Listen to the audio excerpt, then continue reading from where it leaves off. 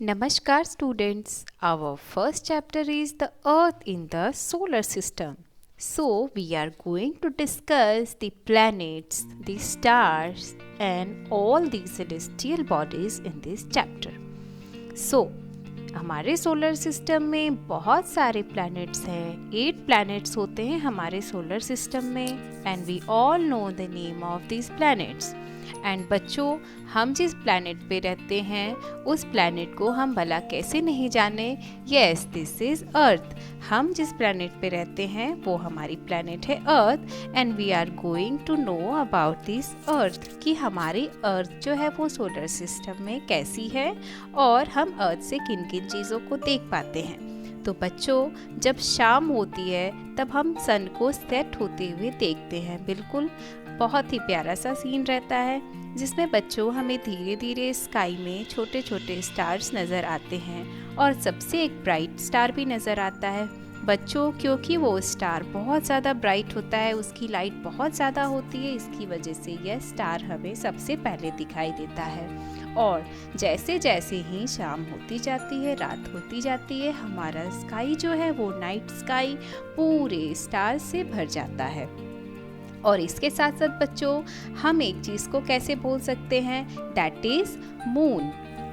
सो बच्चों, हमें मून रात को हमारे आसमान में बहुत चमकता हुआ दिखाई देता है and it looks so beautiful in the sky. So बच्चों, we always not see this moon as it is.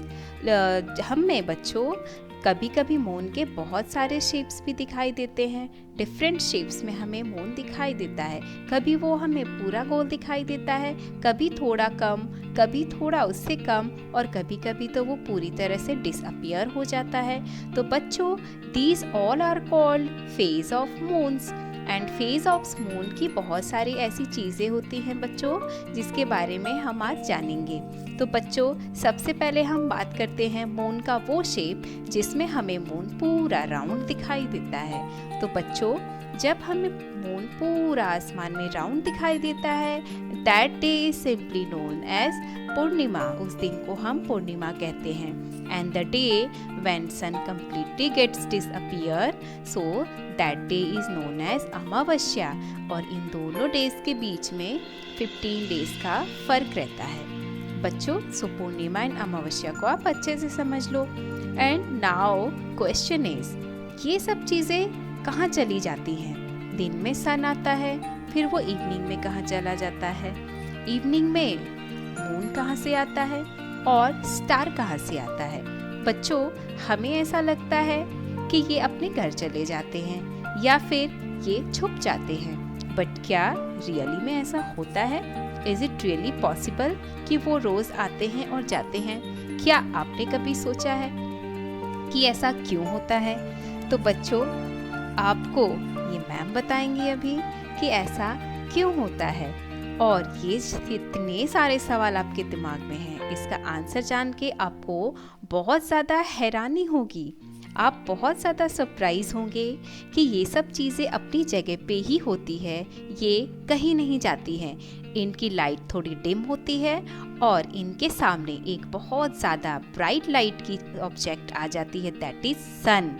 बच्चों, सन की जो ब्राइट लाइट होती है वो इन स्टार्स के जो थोड़े से डिम लाइट होते हैं उनको ढक लेते हैं। हालांकि सन के पास भी अपनी ओन लाइट होती है और स्टार्स के पास भी अपनी ओन लाइट होती है, but the sun is a hot ball of gas. इसके अंदर बहुत सारी गैसेस होते हैं जिसकी वजह से इसकी लाइट और इंटेंसिटी और हीट जो होती है वो बहुत ज़्यादा होती है और ये हमें बिल्कुल ब्राइट जलता हुआ बॉल ऑफ फायर नज़र आता है।